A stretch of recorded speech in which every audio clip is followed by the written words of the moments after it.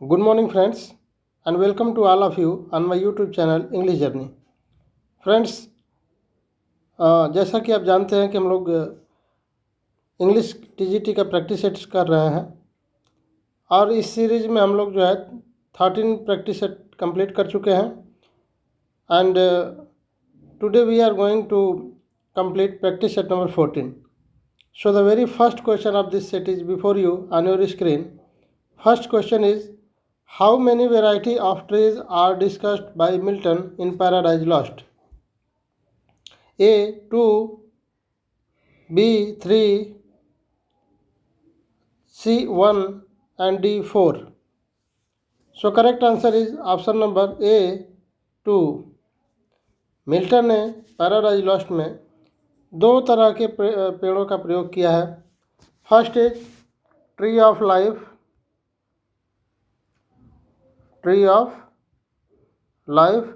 and second is tree of knowledge. Tree of knowledge.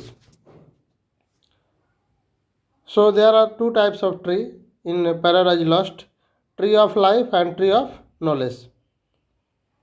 Second question is, whose statement is this? Paradise Lost is the noblest poem that ever was written in any language or in any age. A. D.H. Lawrence, B. Matthew Arnold, C. Voltaire, and D. John Denham. So correct answer is option number D, John Denham, and he was the MP of Britain. MP of Britain.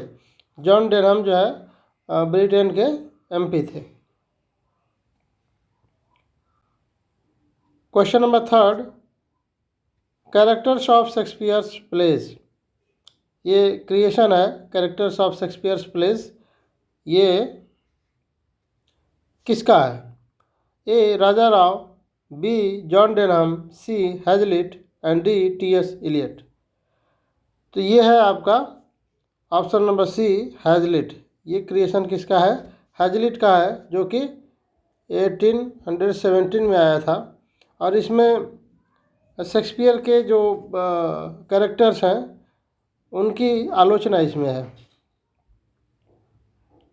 Next question number 4. If we wish to know the force of human genius we should read Shakespeare.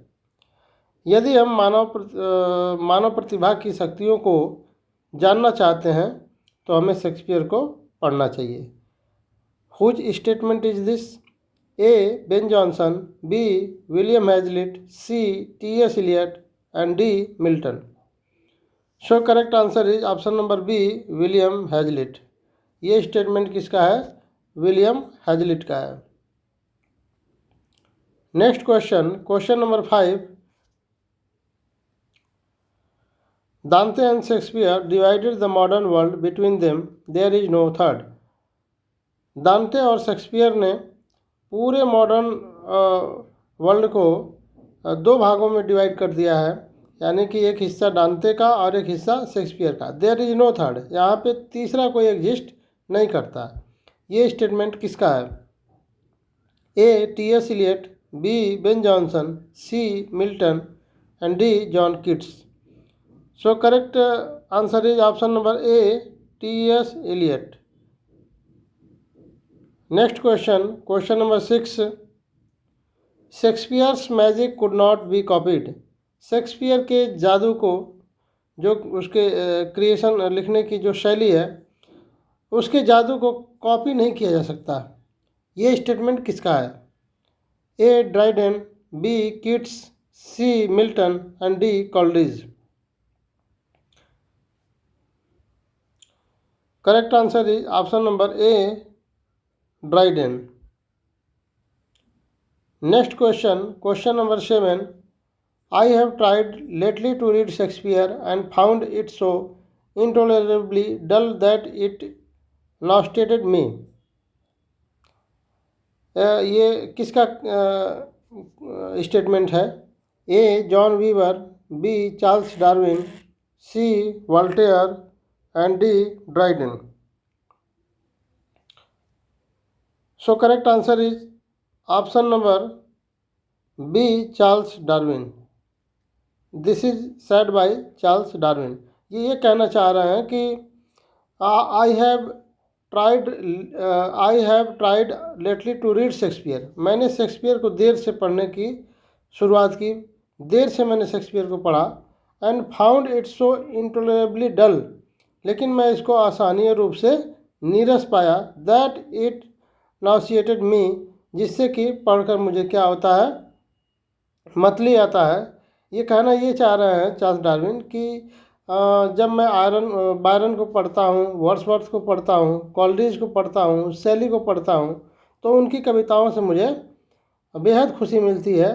लेकिन जैसे ही मैं Shakespeare को पढ़ता हूँ तो मुझे बहुत नीरसपन लगता है, मुझे बहुत उबाऊपन लगता है और मुझे मतली होने लगती है। तो ये आपका स्टेटमेंट है चार्ल्स डार्विन का। Next question, question number 8। Brevity is the soul of wit is said by to whom? Brevity is the soul of wit, ये किसका कथन है और किसके लिए है?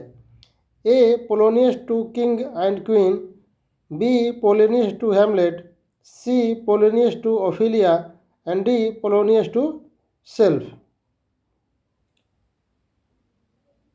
So correct answer is option number A, Polonius to king and queen. अब ये बोला जाता है आपका एक्ट सेकेंड और सीन सेकेंड में। कहने का मतलब ये है कि brevity is the soul of wit, means clever people can express intelligent things using very few words. मतलब जो बुद्धिमान लोग होते हैं वो अपने बातों को बहुत ही चतुराई से, बहुत ही कम शब्दों में अपनी बातों को रखते हैं। Next question, question number 9।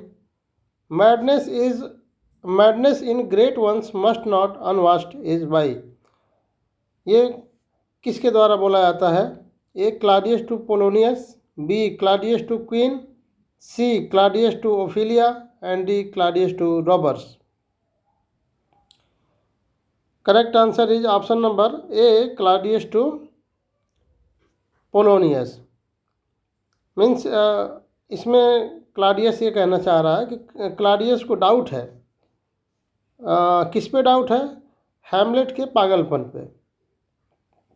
क्योंकि हैमलेट बहुत विद्वान आदमी होता है और उसका पागलपन, अचानक पागलपन होना, ये क्लाडियस को संदेहात्मक लगता है। वो कहता है कि ज़रूर कोई ना कोई इसमें बात है या चाल है। तो इसलिए वो कहता है कि madness in great ones must not unwatched, यानी कि बुद्धिमान व्यक्ति के पागलपन को हम इग्नोर नहीं कर सकते। Next question, question number 10। O my offence is rank it smell to heaven, यानी कि मेरा जो अपराध है वह बहुत बड़ा अपराध है और इसकी जो गंध है, दुर्गंध जो है, इसकी स्वर्ग तक जाएगी।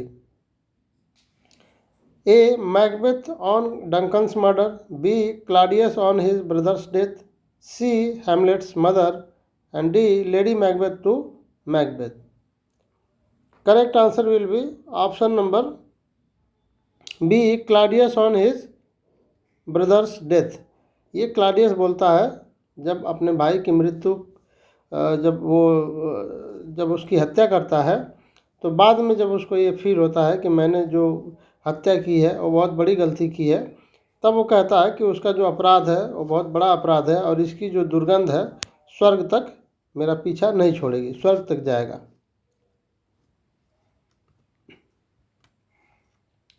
Next question, question number 11। Grumio is character from, Grumio कहाँ का कैरेक्टर है? A two gentleman of Verona, B love's labour's lost, C taming of shrew, D Cymbeline. So correct answer is option number C, the taming of shrew. ये character जो है ग्रूमियो जो है taming of the श्रीव का character है।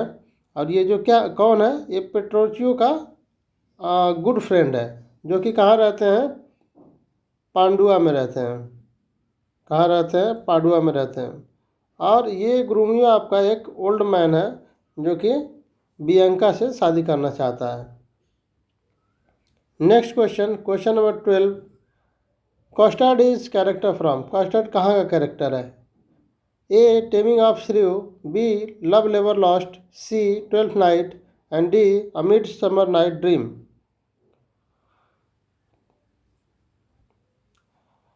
Correct answer is option number B love लेवर lost. Custard जो है आपका लव लेवर लॉस्ट का एक कॉमिक फिगर है, कॉमिक कैरेक्टर है। Moving to next question, question number 13, Dogberry is character from. Dogberry कहाँ का कैरेक्टर है? A as you like it, B Troilus and Cressida, C much ado about nothing and D Titus Andronicus. Correct answer is option number C much ado about nothing. ये जो character है much ado about nothing का character है। Next question, question number 14, clown is character from. Clown कहाँ का character है? A Titus Andronicus, B Othello, C A and B both and D none. So correct answer is option number C A and B both. Clown जो character है आपका वो Titus Andronicus में भी है और आपका ओथेलो में भी है। Next question, question number 15, I will speak dagger to her but use none is line by. A Hamlet, B Claudius, C Ophelia and D Polonius. So correct answer will be option number A Hamlet. This is said by Hamlet. इसमें ये कहता है Hamlet कि अपनी माँ के लिए कहता है, क्योंकि वो जानता है, उसको शक है कि उसके पिता की हत्या में उसकी माँ भी शामिल है, क्योंकि मरने के कुछ ही दिनों बाद जो है उसके हैमलेट के अंकल से, क्लाडियस से, उसकी माँ ने शादी कर ली है। तो उसे इस बात का दुख है और इसीलिए वो कहता है कि मैं अपनी माँ को कष्ट पहुँचाने के लिए या उसको दोषी साबित करने के लिए किसी हथियार का प्रयोग नहीं करूँगा। मैं उसको ऐसे कड़वे शब्द बोलूँगा कि जो उसे खंजर से कहीं ज़्यादा वो घाव करेंगे, खंजर की तरह वो वर्ड होंगे और उसको एहसास होगा उसकी माँ को कि उसने जो गलती की है वो बहुत बड़ी गलती की है। सो ये आपका ऑप्शन नंबर ए करेक्ट होगा, Hamlet. Question number 16, where love is great the littlest doubt are fear. मतलब जहाँ अथाह प्रेम हो, अगाध प्रेम हो, वहाँ पे जरा सा भी डाउट, छोटा सा भी डाउट एक खतरनाक हो सकता है। ये किसका लाइन है? A Ophelia, B Hamlet, C player queen and D Claudius. So correct answer is option number C player queen. Hamlet play में जो आपका प्ले विद इन प्ले है, तो उसमें जो प्ले विद इन प्ले में जो कैरेक्टर है, जो क्वीन है, उसका ये स्टेटमेंट है, where love is great the littlest doubt are fear. Question number 17, which of Milton's work published in the second folio of Shakespeare. Milton का कौन सा वर्क शेक्सपियर के सेकेंड फोलियो में प्रकाशित हुआ था? A on Shakespeare, B Lycidas, C Comus and D none. Correct answer will be option number A on Shakespeare. Next question, question number 18, which poem of Milton ends with this note, tomorrow to fresh woods and pastures new। A Lycidas, B on Shakespeare, C Comus and D Allegro। So correct answer is option number A Lycidas। Next question, question number 19, who called Shakespeare's play trivial and positively bad। Shakespeare के plays को trivial and positively bad किसने बोला है? A Charles Darwin, B Voltaire and C Leo Tolstoy, D John Weaver. Correct answer is option number C, Leo Tolstoy.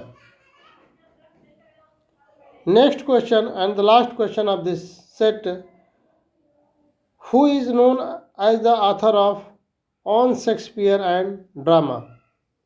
A. Henry Lewis, B. Tolstoy, C. Milton and D.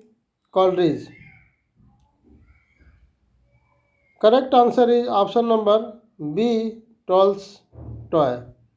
ये आपका जो creation है ये किसका है? टॉल्स्टॉय का है, जो कि 1907 में आया था। So we have completed practice set number 14 and tomorrow we will meet in practice set number 15. So thanks to all of you. Goodbye.